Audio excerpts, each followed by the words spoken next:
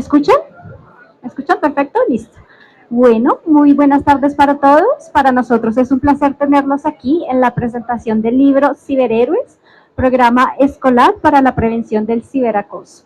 Nos acompañan el profesor Enrique Chaux, profesor del Departamento de Psicología de la Facultad de Ciencias Sociales y uno de los autores del libro. Y Santiago Espinosa, rector del gimnasio Sabio Caldas en Ciudad Bolívar, experto en educación y escritor.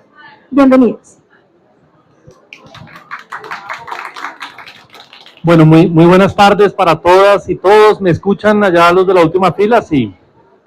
Excelente.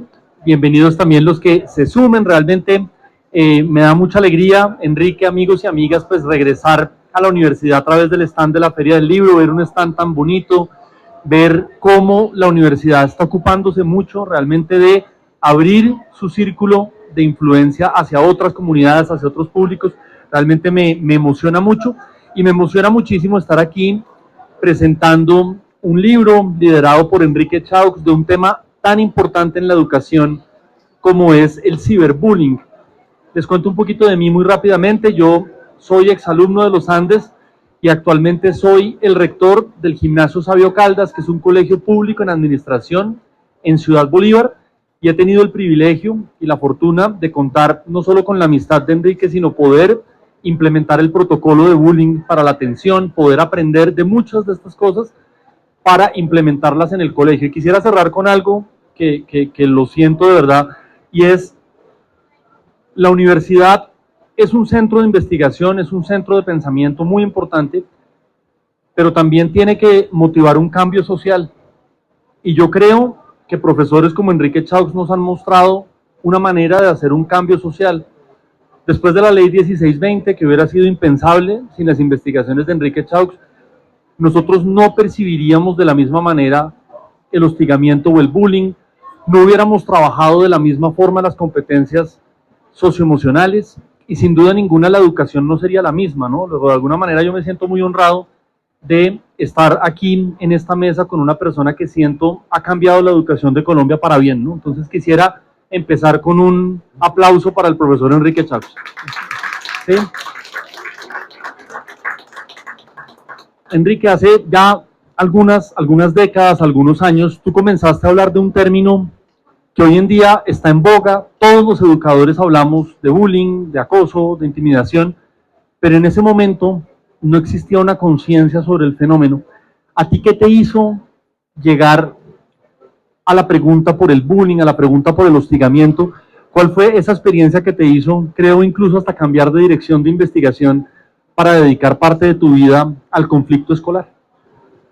Bueno, primero, buenas tardes a todas y todos. Bueno, muchas gracias, Santiago, por esa presentación. Me emociona mucho, y me emociona mucho viniendo de alguien que está directamente involucrado en educación, está trabajando, liderando un colegio que es un ejemplo. El colegio Sabio Caldas es un ejemplo en un contexto muy difícil en Ciudad Bolívar, y saber que lo que desde la investigación hacemos puede ser útil en contextos así, le da mucho sentido a lo que hacemos. Entonces, pues muchas gracias por eso.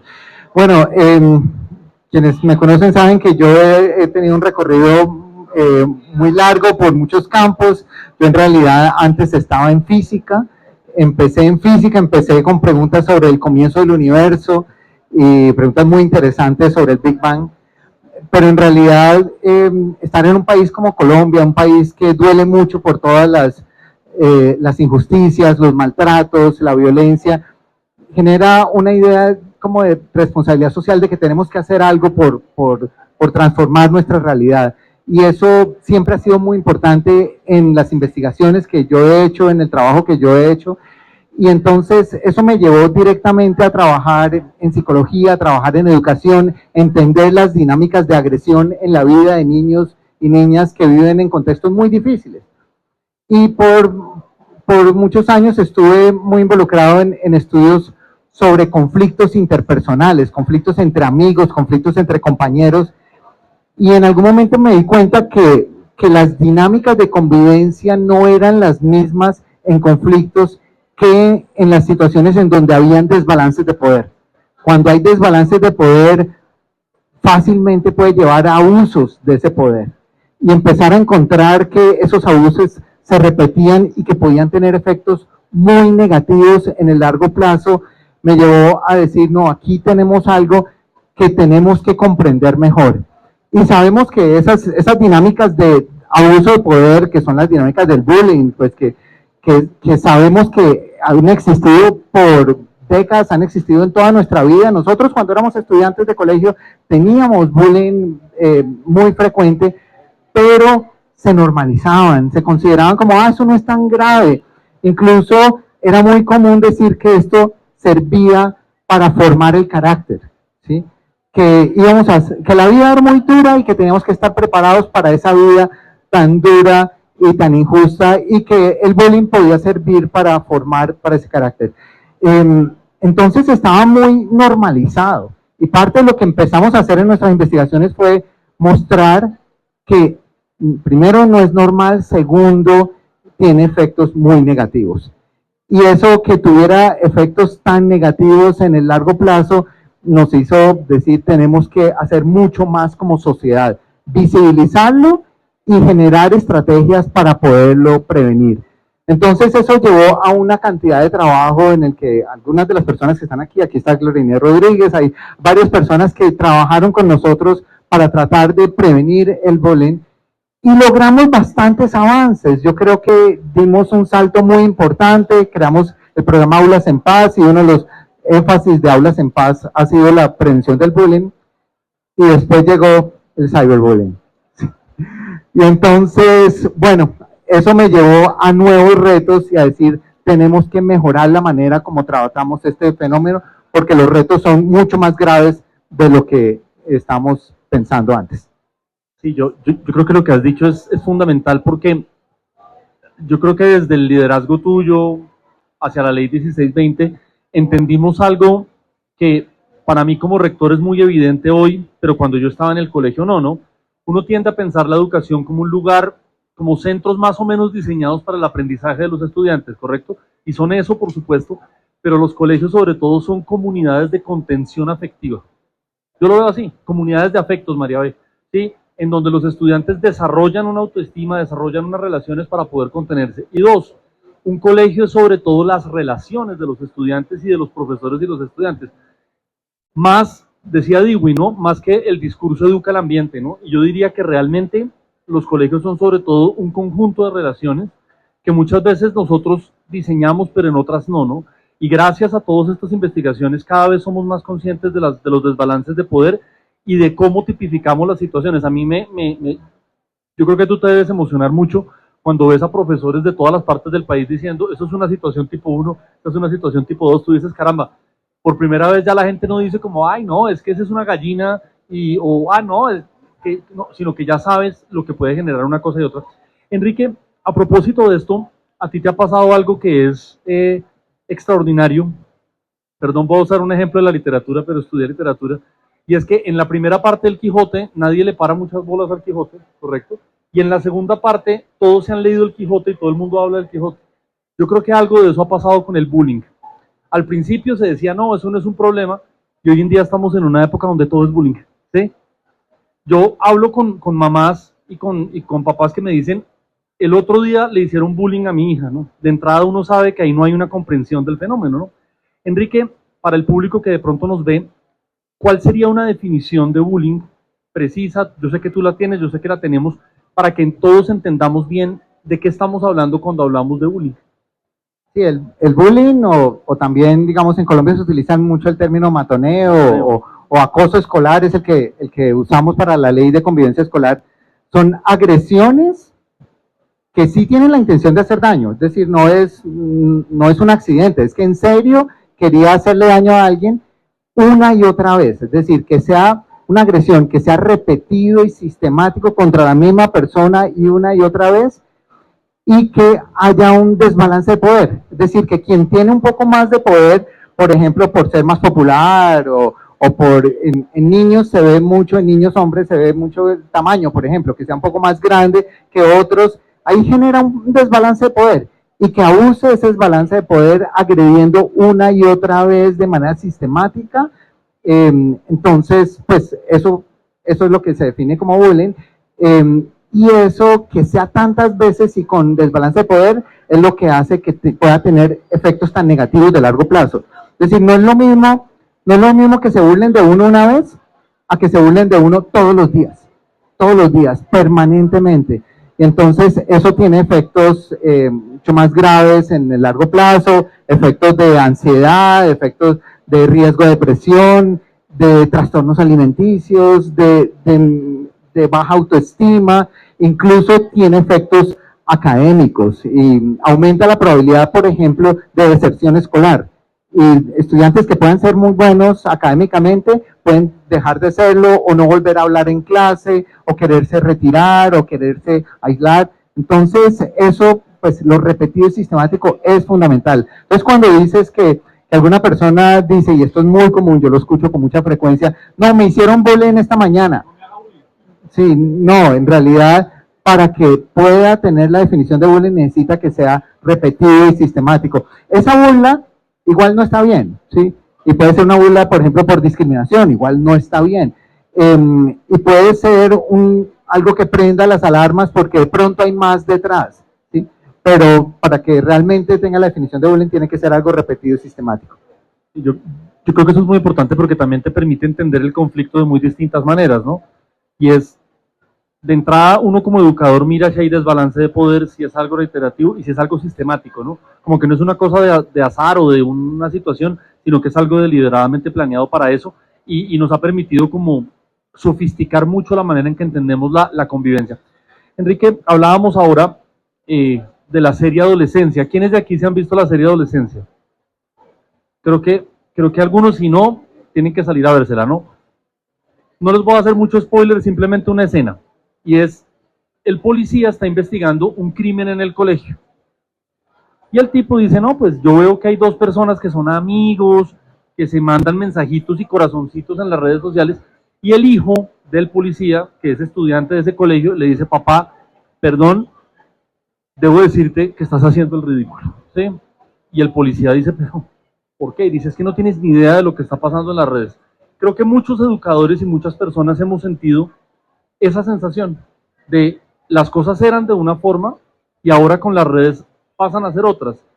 Una broma o una situación tipo 1, es decir, un conflicto normal de dos estudiantes llevado a las redes sociales puede terminar en una tragedia. Eso que nosotros llamamos desbalance de poder en las redes sociales es inmediato, porque tienes una cantidad de adultos, por ejemplo, mirando contenido de los menores.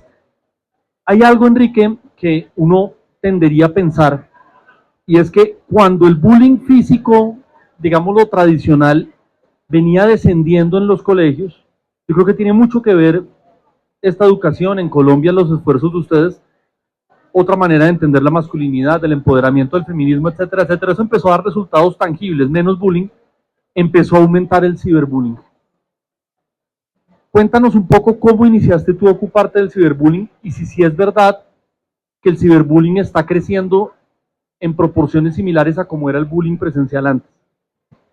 Sí, a ver, es cierto. Nosotros, pues basados en investigaciones, por ejemplo, de mi colega Ana María Velázquez, ha mostrado cómo el bullying tradicional ha venido disminuyendo, lo cual nos emocionó mucho. Nos dimos bien, estamos lográndolo después de tanto trabajo, de tanto esfuerzo, estamos logrando una disminución y mientras tanto el cyberbullying empezó a crecer. Y empezó a crecer y ha seguido creciendo. Y la gran preocupación no es solamente eso, sino que el cyberbullying puede hacer mucho más daño, ¿sí? El cyberbullying o el ciberacoso genera esa sensación como de que no tengo para dónde escapar.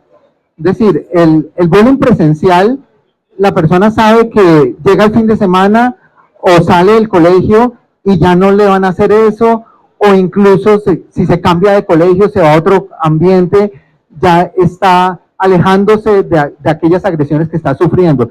El cyberbullying es 24 horas, 7 horas al día, y es algo además que crece muy rápido.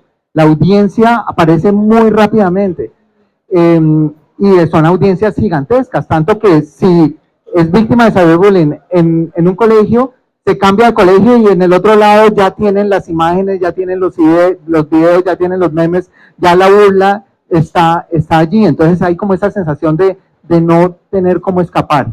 Y otra cosa importante es que estaba diciendo que en la definición del bullying es agresión repetida y sistemática. En cyberbullying puede ser una sola acción que se vuelve repetido y sistemático. Es decir, puede ser un solo video que subió una persona, ¿sí?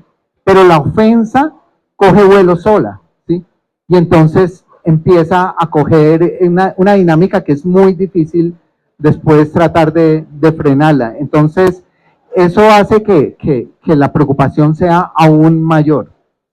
Enrique, has mencionado algo y es la gravedad, y hay algo que es cierto. La principal preocupación de los rectores, aquí está María Angélica, coordinadora del bachillerato en El Sabio, normalmente estos casos ocurren el fin de semana, ¿sí? Parte de la dificultad que nosotros hemos tenido para contener muchas de estas situaciones es que normalmente esto ocurre un sábado, un domingo, y es cuando los equipos directivos literalmente tenemos que estar conectados los 7 días de la semana, muy pendientes de lo que puede estar pasando, y son cosas muy volátiles, muy rápidas. Tú tienes una foto circulando en redes y puede ser una cuestión de minutos, lo cual demanda una atención muy urgente. Enrique, ¿cuáles son las edades en las que se está presentando más estos fenómenos? ¿Has sentido tú en los estudios que hay un comportamiento similar en la ciudad? ¿Hay unas edades en que los educadores tendríamos que tener un cuidado principal, o sientes que está disperso en todas las edades del bachillerato? A ver, antes de eso quiero hacer una aclaración. Esto puede ocurrir en fines de semana o puede ocurrir de noche, y a veces eso se utiliza como excusa para decir, el colegio no se puede meter en lo que nosotros hacemos en nuestra vida privada. Eso es falso. Es decir, sí se pueden incluir, legalmente hace parte de la dinámica en la comunidad, incluso diciendo, ok, eso lo empezó allá, pero en este momento está sucediendo.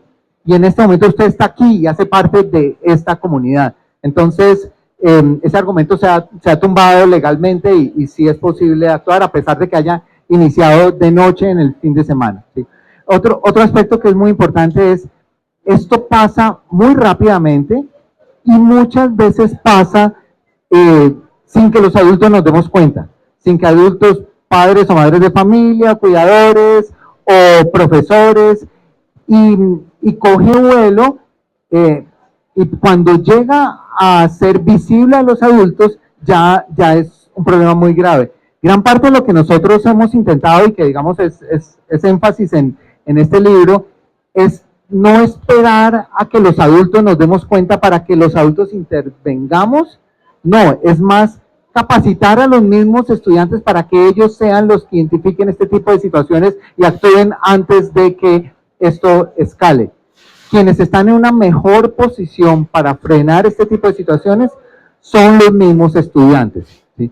Y ahí viene tu pregunta sobre las edades. Nosotros estamos viendo con mucha preocupación que cada vez está ocurriendo más temprano, ¿sí? Esto no solamente ocurre a nivel escolar, esto también ocurre a nivel universitario. Nosotros hemos encontrado casos y estamos manejando muchos casos muy preocupantes a nivel universitario. A nivel escolar es cuando tiene el boom mayor, sobre todo al comienzo de la adolescencia, como los primeros grados de secundaria, grado sexto, grado séptimo, grado octavo. Esos son los grados que más nos preocupan. Pero nosotros sabemos que necesitamos prevenir desde antes, ¿sí? Entonces, la prevención tiene como dos ramas, ¿sí? Uno es el desarrollo de las competencias necesarias para prevenir estos problemas y para tener mejores relaciones, que empieza desde preescolar, ¿sí? Entonces, desde preescolar estamos con muchas iniciativas y estamos trabajando en nuestro programa Aulas en Paz o en Aulitas en Paz desde muy temprano, desarrollando, por ejemplo, empatía, porque la empatía es una de las mejores maneras de prevenir este tipo de situaciones. Cuando a mí me duele el dolor de otros y me doy cuenta de cómo mis acciones pueden tener impacto en otros, mucho menos probable que lo haga, y es mucho más probable que yo intervenga para frenar si algo está ocurriendo, ¿sí? Pero además necesitamos algo específicamente relacionado con las redes sociales, con el mundo digital.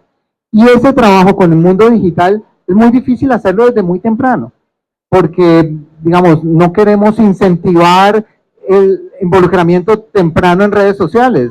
En realidad, los niños y niñas de preescolar y de primaria no deberían estar en redes sociales. Entonces, eso nos da una ventana de oportunidad que es el comienzo de la adolescencia, que es en donde nos enfocamos aquí. Este libro está enfocado principalmente para ese punto, para sexto, séptimo, octavo grado. El comienzo de la adolescencia es un punto clave donde está creciendo muy rápidamente las agresiones a través de las redes sociales, está creciendo el involucramiento en redes sociales, pero todavía podemos evitar que esto empeore. Es un momento perfecto para la prevención. Excelente. Ya entrando en el libro, pues la gran propuesta es, bueno, hagamos de los estudiantes ciberhéroes, ¿sí? Hagamos que ellos mismos sean mediadores de esos conflictos, que prevengan situaciones que se compliquen. ¿Sí me están oyendo allá atrás? Que siento que no, listo, perfecto. Entonces, este libro tiene muchas ventajas. Pues primero, está hermosamente editado, como lo ven, libro precioso. Realmente, qué alegría que las ediciones universitarias estén editándose tan bien. Realmente es un motivo de alegría, porque hace muchos años quizás no era así. Las ediciones universitarias eran muy blanco y negro, etcétera, y aquí tenemos una edición llena de color. Y lo segundo es que admite muy distintas lecturas, ¿no? Esto le sirve al investigador, le sirve al profe, que tiene a veces poco tiempo y necesita rápidamente materiales, pero también está pensado para un público de jóvenes que necesita descargar los códigos QR, mirar las cosas. Luego es un libro multifuncional y eso es maravilloso. Quiero que empecemos hagamos como si esto fuera una obra de teatro, digamos, y tenemos el presunto ofensor, el presunto ofendido y la audiencia.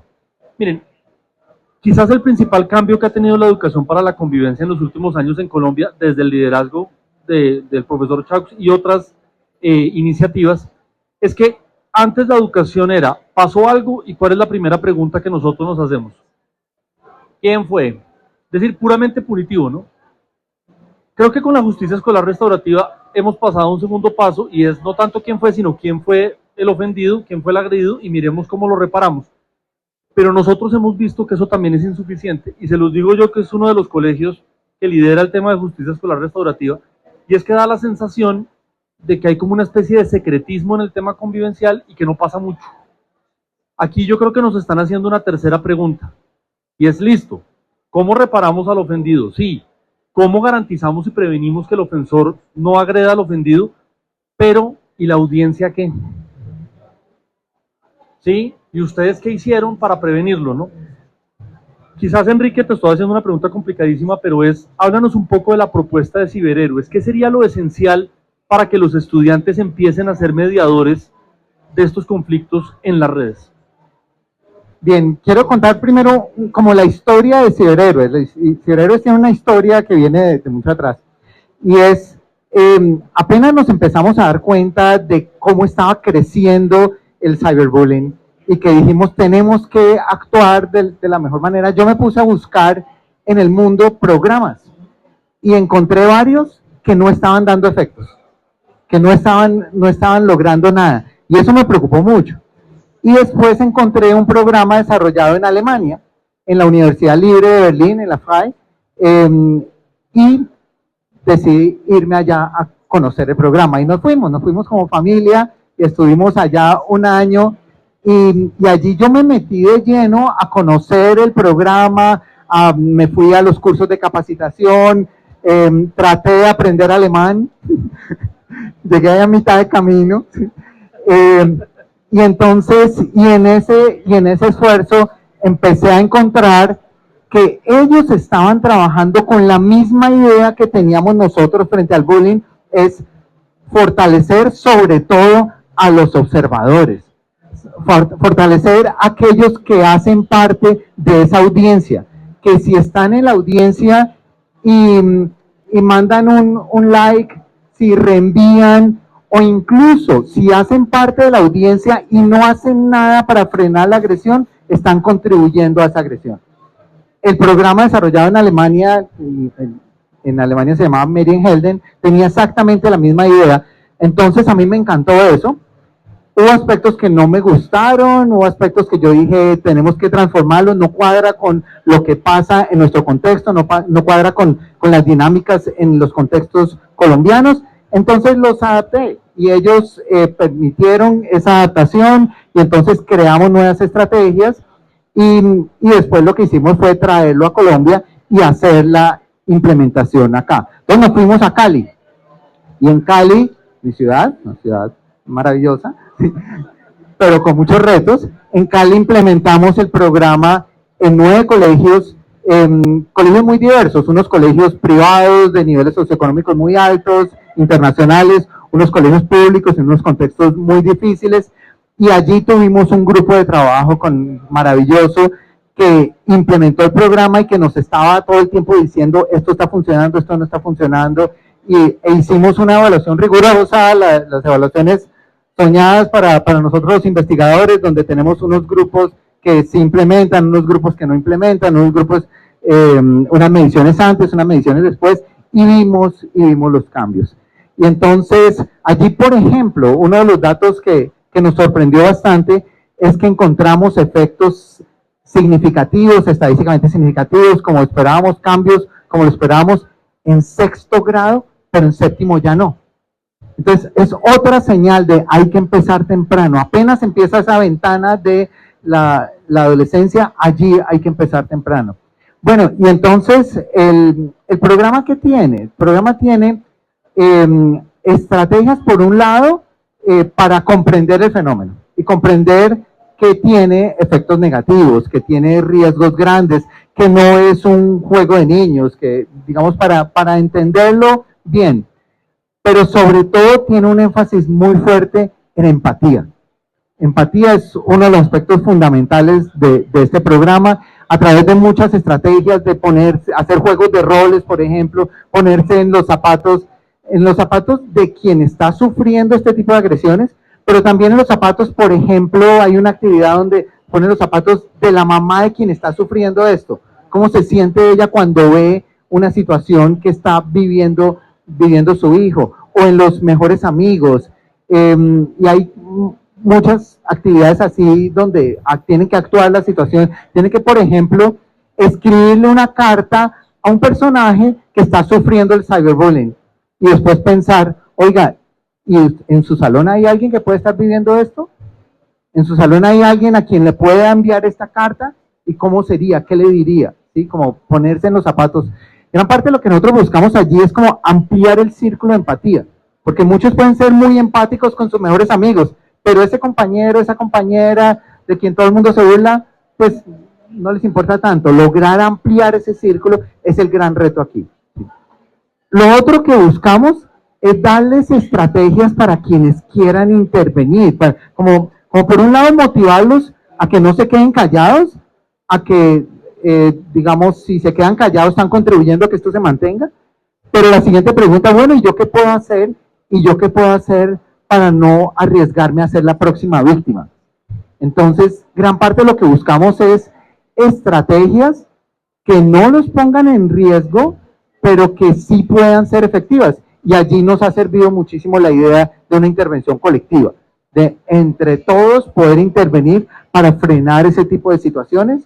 Y eso se puede hacer en la vida, digamos, eso lo trabajamos con los niños chiquitos. De hecho, una idea de Glorinés Rodríguez que está aquí es la de Coro el Loro. Coro el Loro, que es muy famoso, Coro el Loro es muy famoso, que trabajamos con niños chiquitos, que es como esa idea de si están tratando mal a alguien, todos como si fuéramos un coro de loros, intervenimos al tiempo para decir ya no más, paren ya. Eso a los niños chiquitos les encanta, pero con adolescentes no les podemos llevar coro de loro. Pero con adolescentes les llevamos otras estrategias que son pues más basadas en las mismas dinámicas de las redes sociales. Y hay una idea que yo trabajé con una estudiante de la Universidad Libre de Berlín que se llama Nora Dietrich. Nora lo que construimos con ella fue que no fuéramos los adultos los que les dijéramos a ellos cómo podrían intervenir, sino que ellos mismos lo descubrieran, ¿sí? Entonces, ¿qué hacemos los adultos? Les llevamos las situaciones, pero ellos son los que tienen que proponer y decir cómo podría usted intervenir en esta situación si usted es un compañero o compañera que ve que esto está pasando y que no le gusta que esto pase, ¿qué podría hacer? Entonces son ellos mismos los que proponen las alternativas y nosotros solamente les damos dos condiciones. Condición número 1, que no sea una intervención agresiva. No queremos frenar la agresión con más agresión. Sabemos que intervenir con violencia frente a la violencia antes empeora las situaciones. Esa es la historia colombiana de los últimos 100 años o más.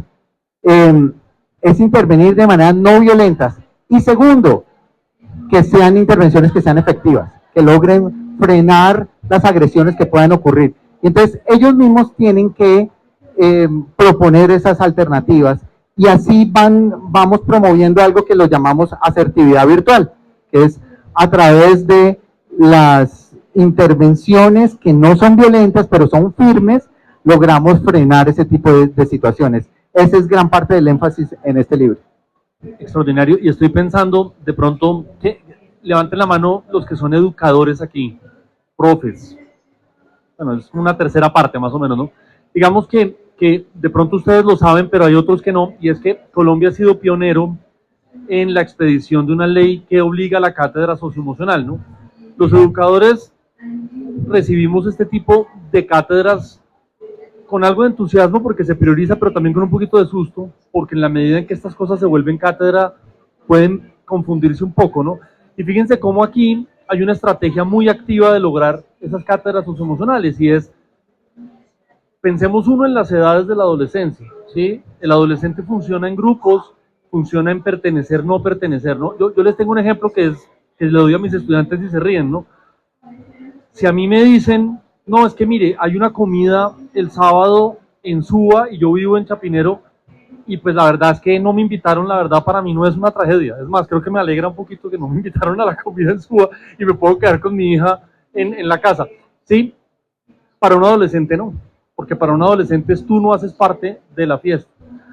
Tener la nariz un poco más grande o un poco más chiquita, para uno puede ser irrelevante, hace parte de tu personalidad, pero para un adolescente es complejo, porque funcionan en grupos. Entonces fíjense cómo el ciberhéroe es una maravilla, porque muestra cómo en esas mismas dinámicas grupales, el influencer, por decirlo así, es la persona que dice, oye, para, y muestra cómo funciona el tema. Y dos, ¿cuáles son los fundamentos? Pues las competencias socioemocionales, ¿no? Es decir, en la medida en que desarrollas empatía, toma de perspectiva, los estudiantes pueden mediar mucho más en este tipo de las situaciones, y hablamos de mediación escolar.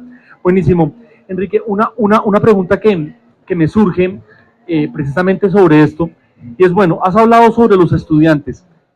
Estoy pensando en los profes de sexto grado, que dicen, bueno, se me abre esta oportunidad para trabajar con los chicos, están empezando a presentarse desbalances de poder, pero puedo trabajar con ellos.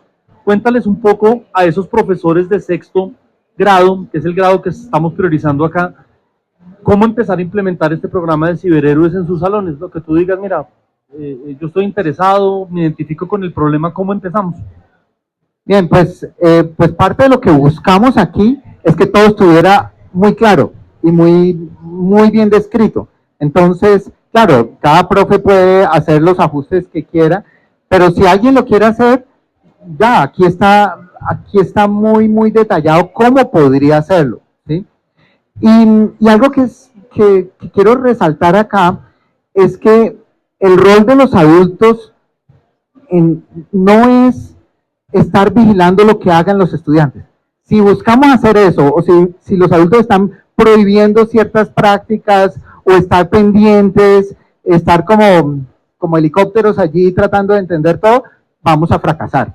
Ese no es el rol de los adultos. El rol de los adultos es facilitar que los mismos estudiantes puedan llegar a comprender cuáles son los riesgos que hay aquí y cómo ellos pueden evitar que esto ocurra. Es brindar alternativas y favorecer un aprendizaje donde ellos son los que van a estar encargados de evitar este tipo de situaciones, sea porque han desarrollado empatía y entienden cómo esto puede generar daño, sea porque ellos han identificado cómo pueden volverse vulnerables.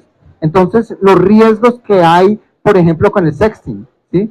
Que ellos mismos puedan entender cómo evitar riesgos, y sobre todo que ellos puedan intervenir cuando vean que un amigo está subiendo algo, está posteando algo, o cuando ven que hay algo que está circulando, cómo pueden reportar. Entonces gran parte del trabajo es aprender a reportar en distintas redes sociales, es empoderarlos a ellos para que ellos mismos sean quienes estén generando como una regulación social, ¿sí? Muy al estilo Antanas Mocus, de regulación social entre todos, que funcionó muy bien en Bogotá y todavía hay resultados de eso.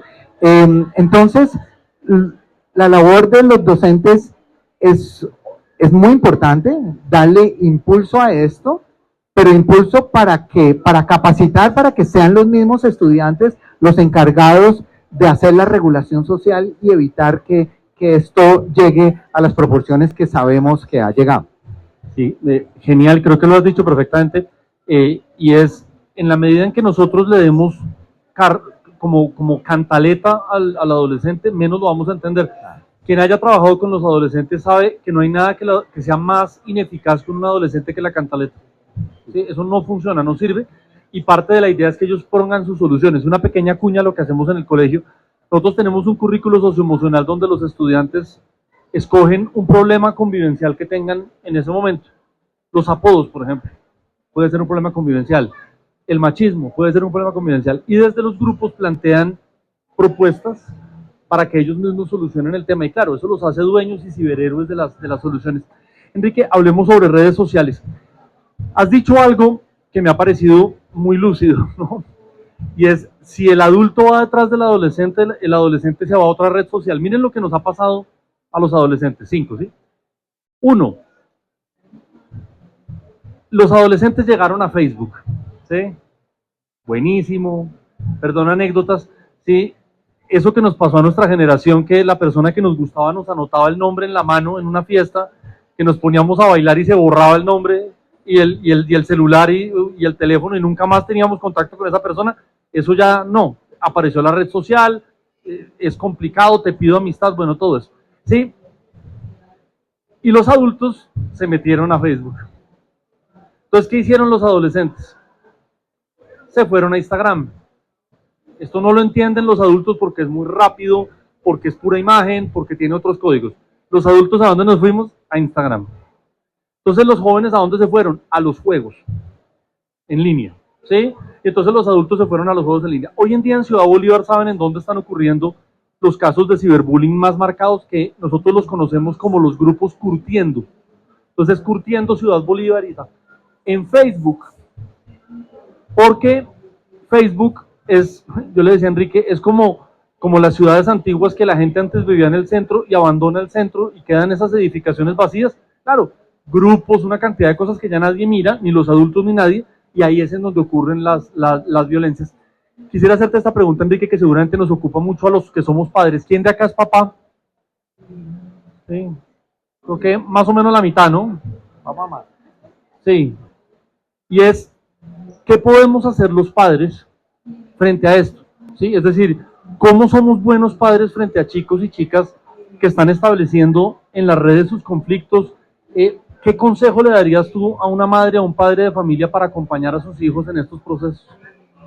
Bien, pues hay una propuesta aquí que es muy interesante, es desarrollada por el grupo en Alemania y a mí me encantó y la trajimos a Colombia y ha funcionado muy bien, y es que los mismos estudiantes eduquen a sus padres.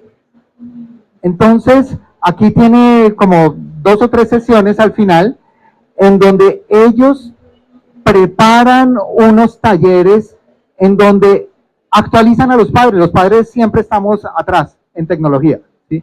Y entonces ellos se empoderan y tienen que mostrarle los riesgos de las redes sociales. Y de hecho, ahí hay algo bien interesante, porque es ellos educando a sus padres, antes terminan ellos más convencidos de la importancia de este tipo de acciones. Y lo otro que es maravilloso es que tú lo debes vivir cuando en secundaria, o quienes trabajan en colegios en secundaria, cuando se citan a los padres de familia a un taller, por ejemplo, vienen relativamente pocos. Los pocos que vienen son los más juiciosos, los que uno más quisiera que vinieran no vienen, ¿sí?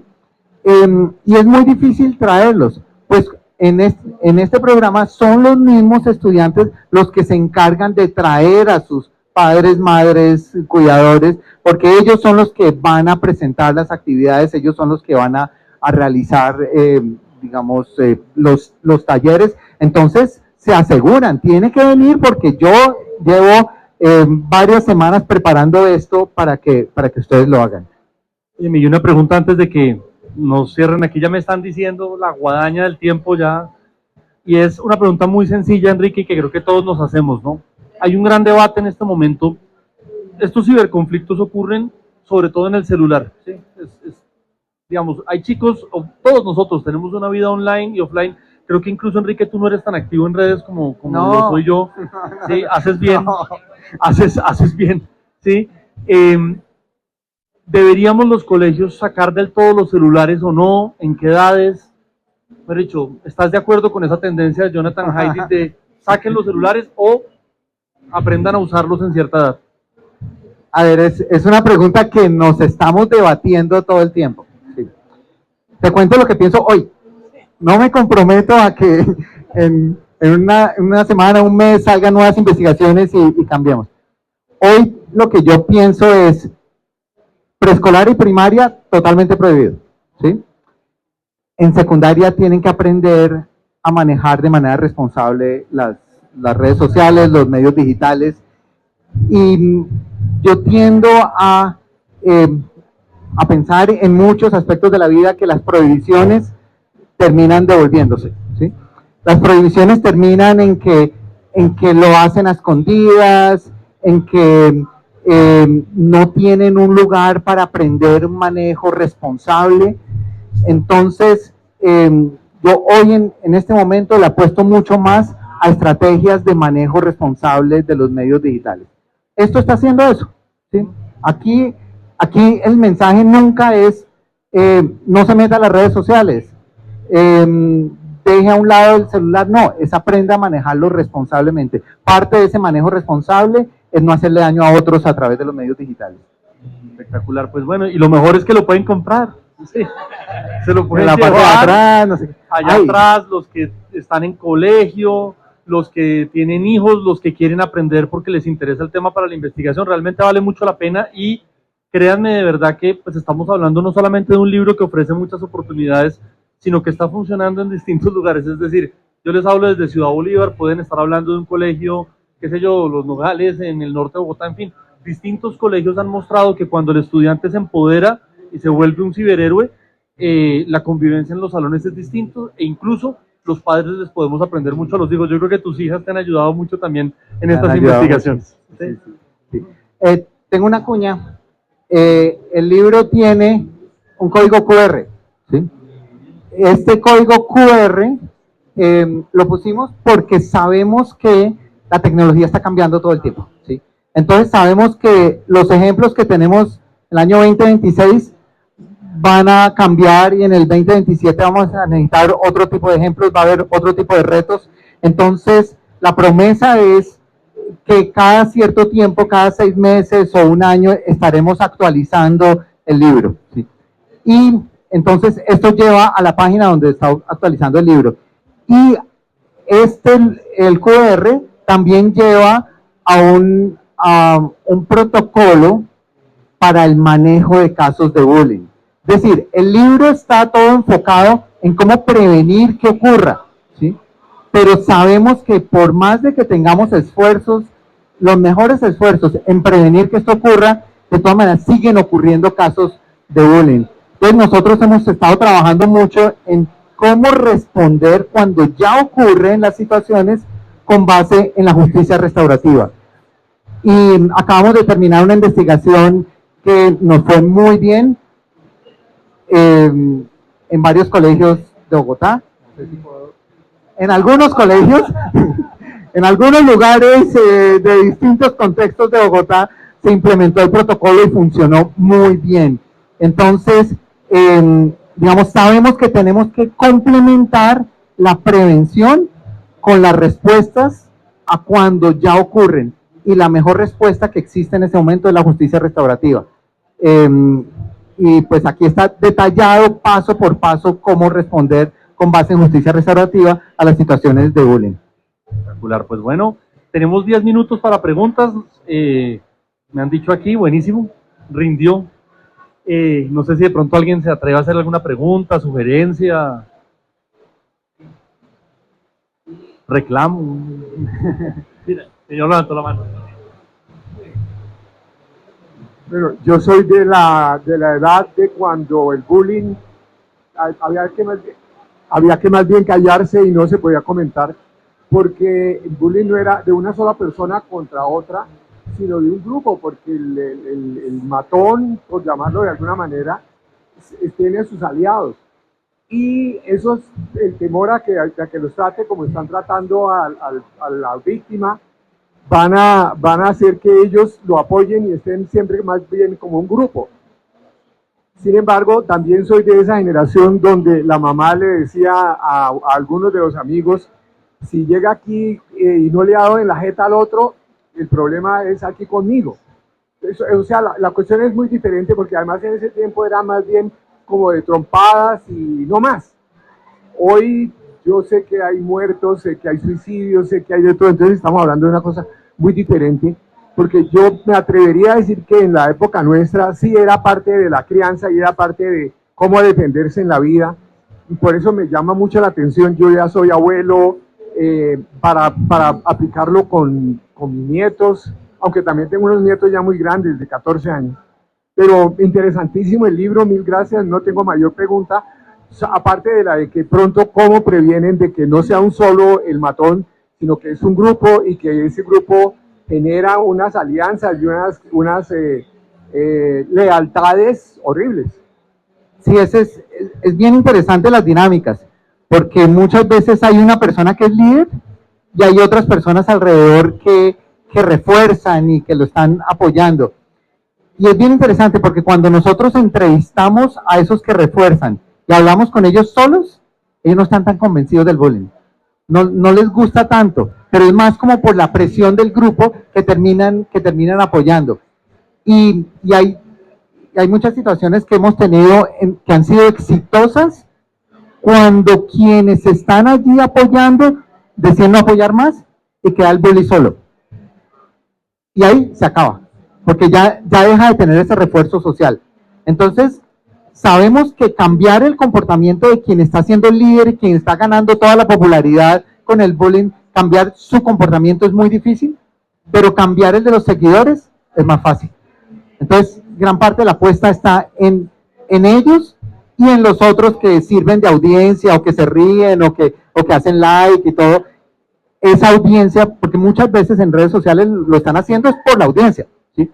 Y si cambia la audiencia, cambia el incentivo que hay detrás para seguirlo haciendo.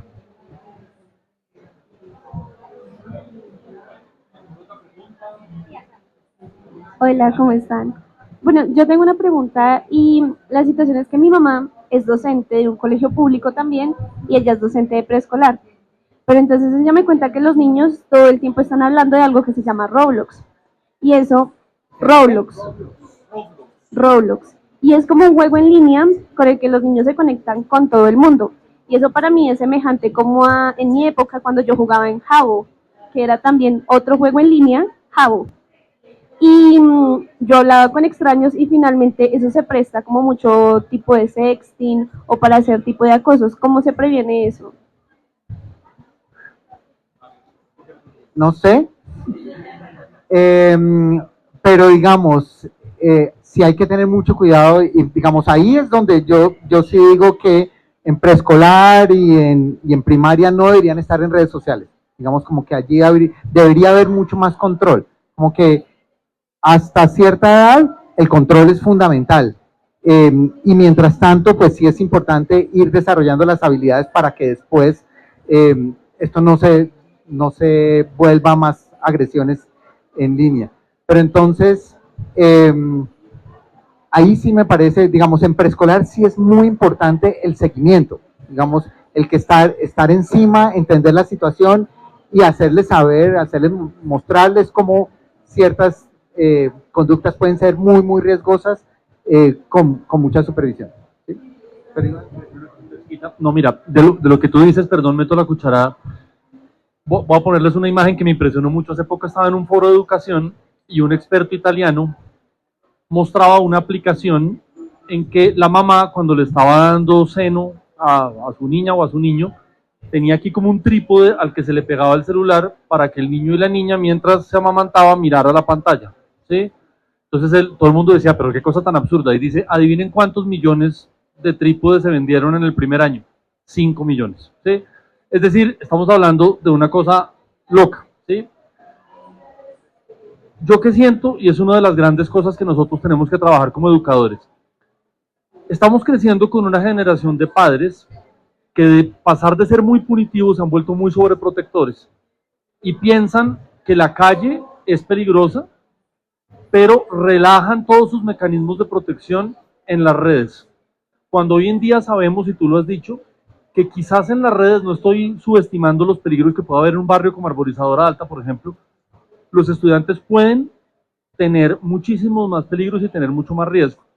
Las situaciones más difíciles que nosotros hemos tenido, la frase que normalmente nos dicen los papás es la misma de adolescencia, es impresionante, y es, pero él se la pasaba en la cama mirando el celular todo el tiempo y no se metía con nadie.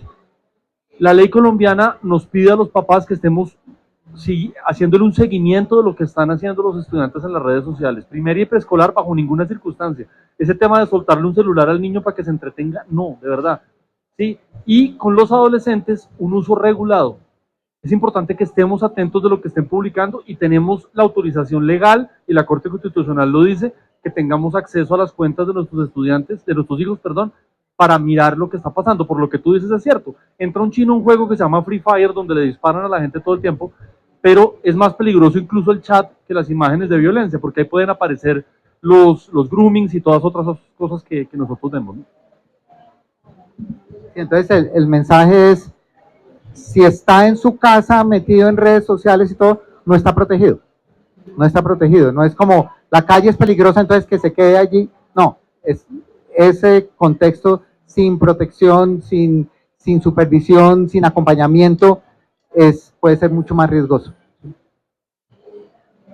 Yo tengo una preguntita, profe. Entonces, a los niños de primaria que sufrieron de bullying o ciberbullying, ¿cómo se les hace acompañamiento?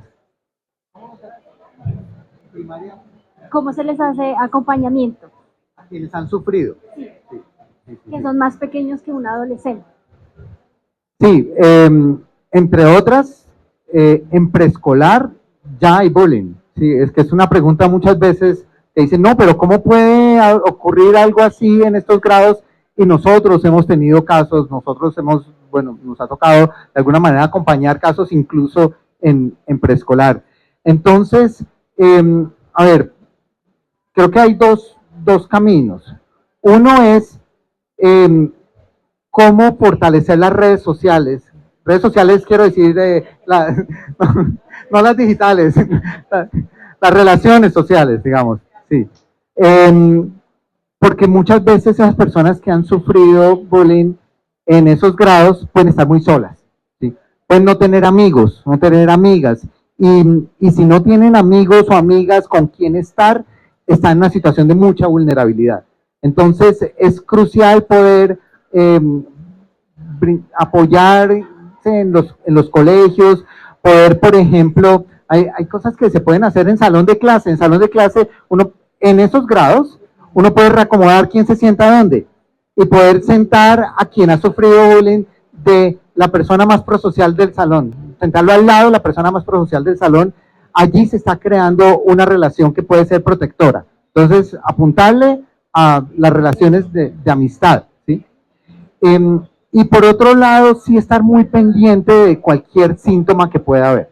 Entonces, porque sabemos que eso tiene consecuencias muy negativas. Entonces, por ejemplo, cambios repentinos de ánimo, que antes era muy alegre y de pronto está muy triste, o de pronto no está saliendo, o no le están invitando a fiestas, o que puede tener algo, por ejemplo, demostración de baja autoestima, ¿sí? O cambios en la alimentación. Es decir, hay muchos cambios que pueden ser alertas, y en esos casos se necesita apoyo profesional.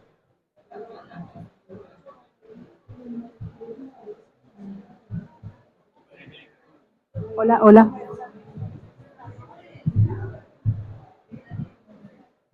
Bueno, primeramente agradecer este espacio. En el Colegio Gimnasio Sabio Caldas tenemos, digamos, un rol muy importante que le conocemos como búhos, ¿sí? Y ahorita nuestra estrategia es precisamente capacitarlos para que sean héroes o, digamos, líderes preventivos en situaciones, ¿sí?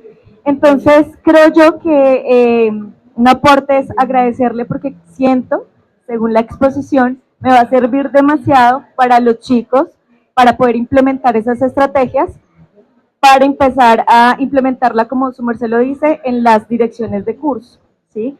Entonces, es un aporte que quiero dar y pues agradecer por este espacio tan enriquecedor. Gracias.